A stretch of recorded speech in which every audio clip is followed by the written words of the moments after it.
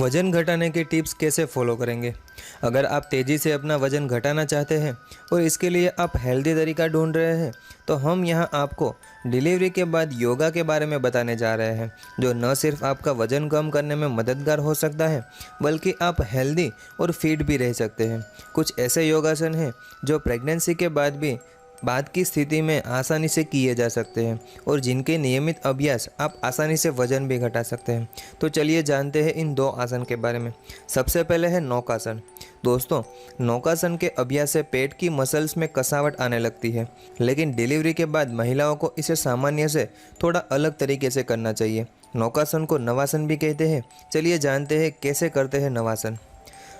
सबसे पहले ज़मीन पर कूल्हों के सहारे बैठ जाएं। अब अपने दोनों पैरों को ऊपर की तरफ उठाएं और अपने धड़ को पीछे की तरफ झुकाएं।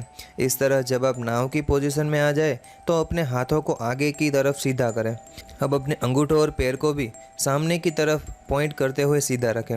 इसी पोजीशन में 5 सेकंड रुकें और फिर धीरे धीरे पहले वाली पोजीशन में आ जाएं।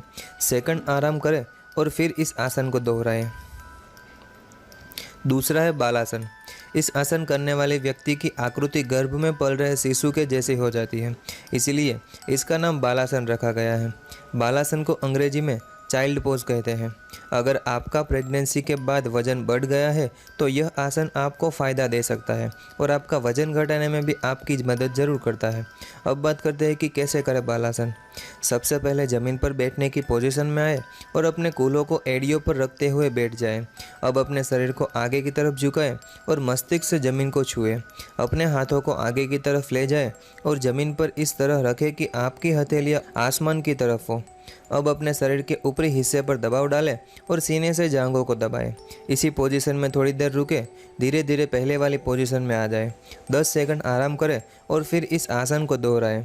इस योगासन को शुरुआत में 5 बार करने की कोशिश करें।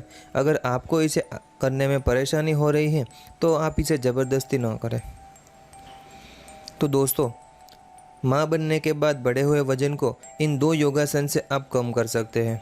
आपको ये जानकारी कैसी लगी, यह आप हमें नीचे कमेंट सेक्शन में ज़रूर बताइएगा। धन्यवाद।